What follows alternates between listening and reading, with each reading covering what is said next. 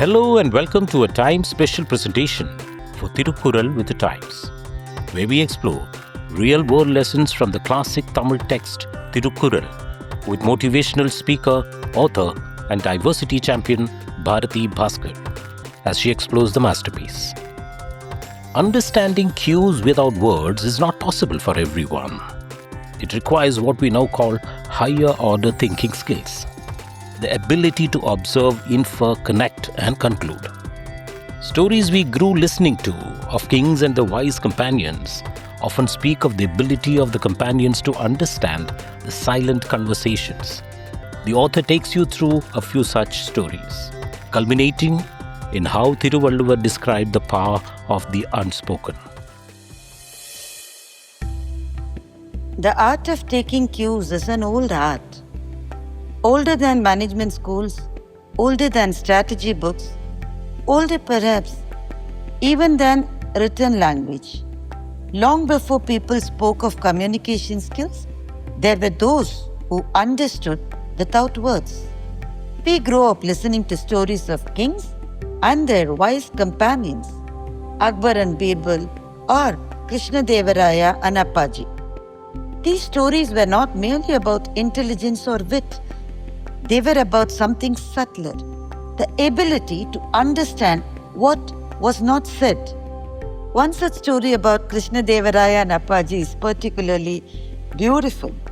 The king and his minister were once roaming in disguise through the streets, wanting to understand how ordinary people lived and what they thought about the kingdom.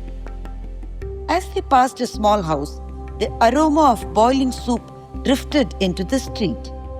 The king slightly raised his eyebrow, just half a centimeter perhaps. That was all. No words were spoken. But Appaji understood. He said, "O king, the soup lacks salt. That's why the aroma is different." If a woman cooks without sensing the aroma, it means her husband is not at home. The street is not where traders live, so he has not gone for business. And there are no wars now, so he has not gone for battles either.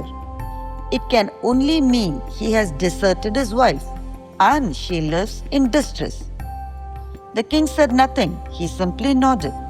The next day, Appaji brought a man to the royal court, the husband who had abandoned his wife.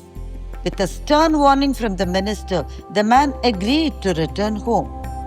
The woman, unable to control her tears, thanked the king and wondered how he had understood her suffering when she had never complained.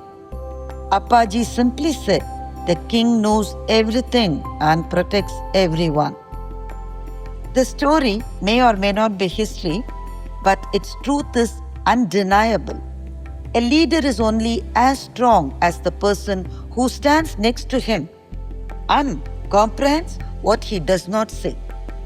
In modern organizations, we call this alignment with the boss, but the phrase is too small for the idea.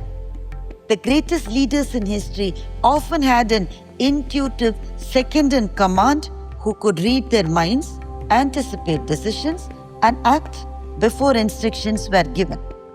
It's a symbiotic partnership, silent, efficient, and powerful. Understanding cues without words is not possible for everyone. It requires what we now call HOTS, which is higher order thinking skills, the ability to observe, infer, connect, and conclude. Our history is full of such silent conversations. Between 8th and 10th centuries, when Zoroastrians fled Persia, the current-day Iran, to escape persecution, they landed in Gujarat. Their leader, a grand old mother of the clan, wanted to seek permission from the local ruler, Jadi Rana, to settle in his land. She sent him a beautifully decorated vessel, empty.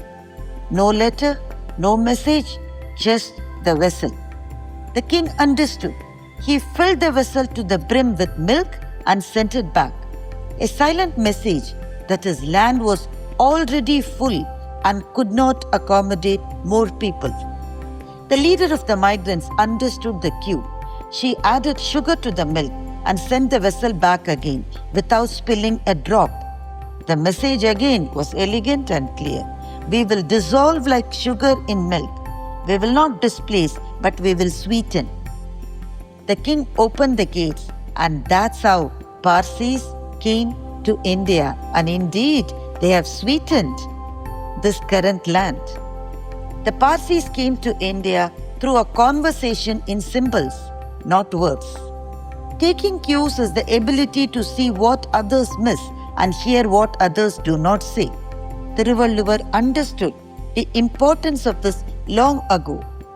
In the chapter on understanding unspoken intentions, Kuripparidal, he writes in Kural 708, Mugamnokki Nirkka Amayum, Agamnokki, Utra Dhuunarvaarp Perin.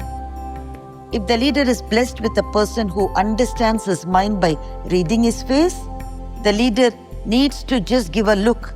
Everything else will be done. This is true not only in kingdoms and organizations, but also in relationships. What is the use of too many words when there is someone who understands your silence? What is the need for explanations when someone can read your face and know your mind?